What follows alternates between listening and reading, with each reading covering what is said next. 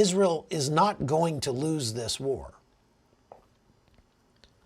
But it's going to be much more costly than any war Israel has ever faced.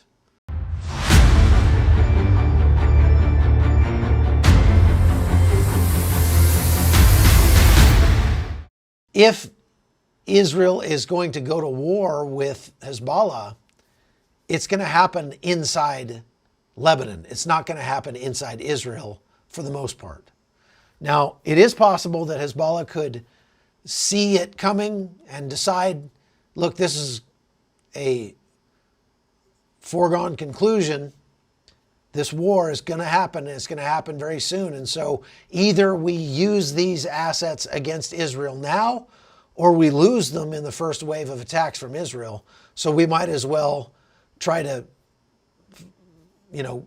attack, do a preemptive strike against Israel and pull a October 7th and cross the border into Israel and try to kill people.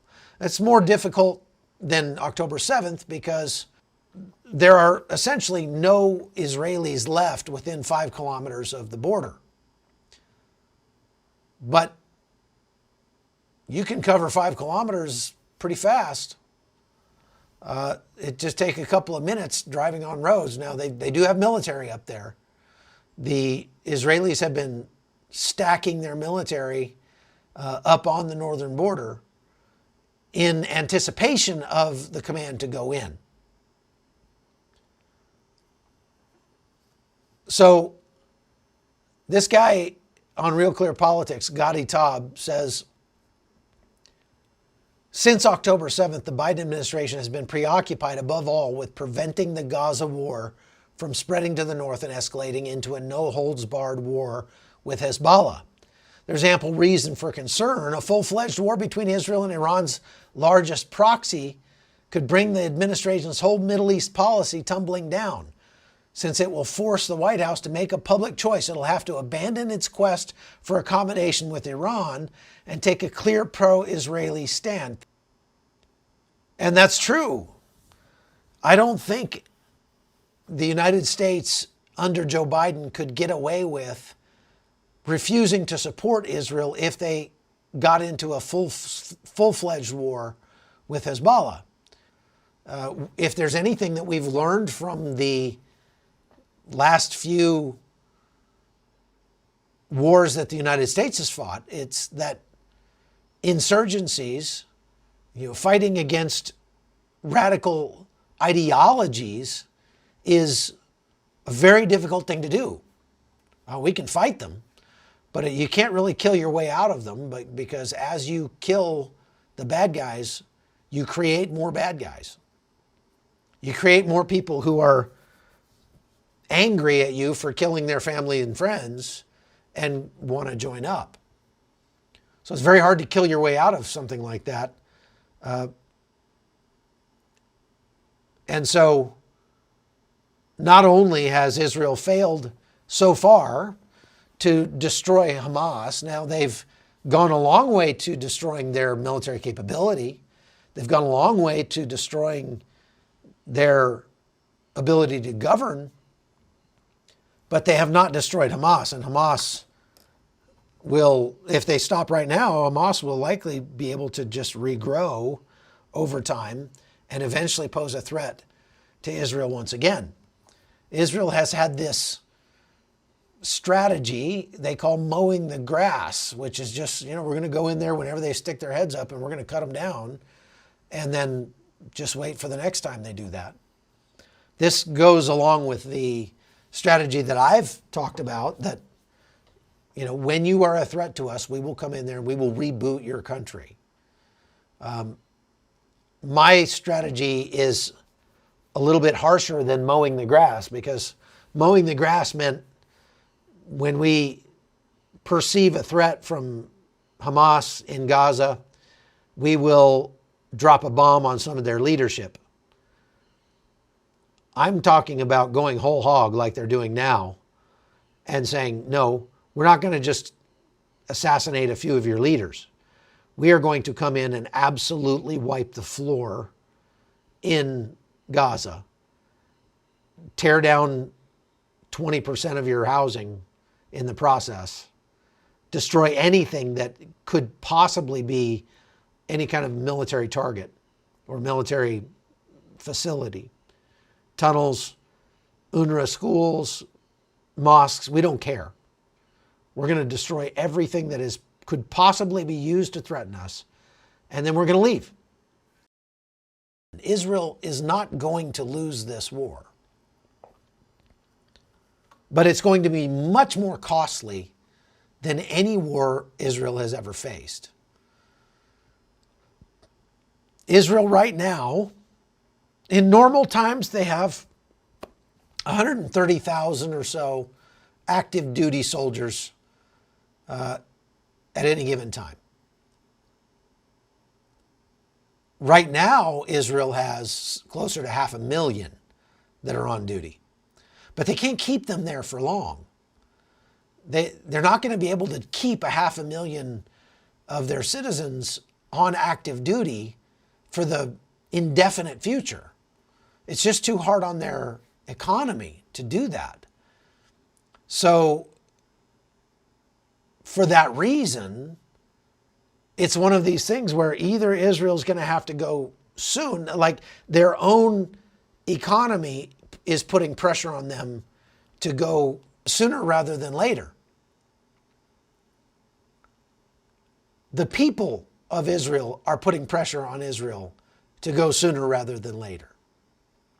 I went to Kiryat Shimona. This is a couple weeks ago on my last few days in Israel, on my last trip. And it's a ghost town. There's almost no one there. It was a town of 25,000 people. And it's empty because they are so close. They're just a couple of kilometers, about a mile from the border with Hezbollah. And there's almost no warning when the rockets and missiles come in. Very often you'll hear the explosion of the rocket or the mortar or whatever, and then you'll hear the siren go off. So that's not a place where people are going to want to take their kids to go to school. And so those people have been stuck living in hotels for 9 months. And just imagine what that must be like.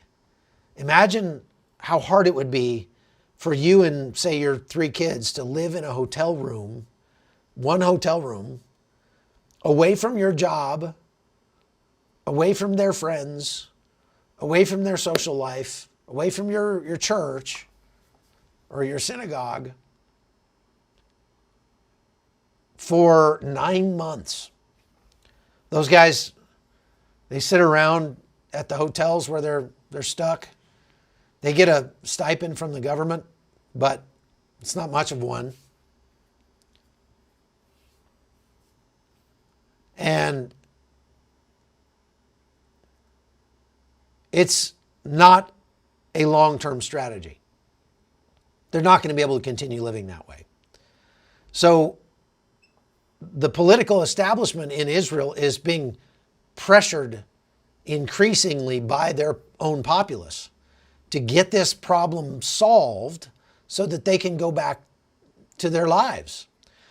Many of those people, I believe, who were pushed out of their homes in the north have already made plans not to go back ever. They're going to just move somewhere else because they don't believe that the government will be able to make them safe when it comes to getting rid of the threat from Hezbollah.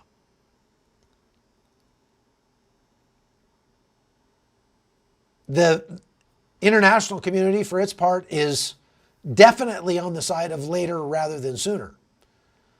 They want Israel to hold off, if possible forever, on this war, but especially until after the election here in the United States in November. Hezbollah probably does not want a war at all because it's going to be very costly for them as well, not just in the personnel sense. They're going to lose a lot of people, but they're also going to lose a large portion of their arsenal, and they're going to lose a lot of political clout in their own country. They're already losing that from what they've been doing so far. This is not a popular conflict to most people in Lebanon. Think about that. It's far different from what's happening in Gaza, where most people in Gaza likely support Hamas and what they've done and are doing to Israel. But in Lebanon, it's the opposite. The vast majority of Lebanese people say, we've got enough problems on our hands right now. We can't afford to have a war with Israel, even if we wanted to do so. And so they're not happy about Hezbollah stoking the fires of the political tensions with Israel right now. So I would say that if you had to guess, Hezbollah is probably on the later rather than sooner course. Hezbollah would rather that Israel just declare a ceasefire in Gaza and give Hezbollah an off-ramp to say, okay, there. We stood up for our brothers in Gaza, and now we're done, and we're going to step back. But the pressure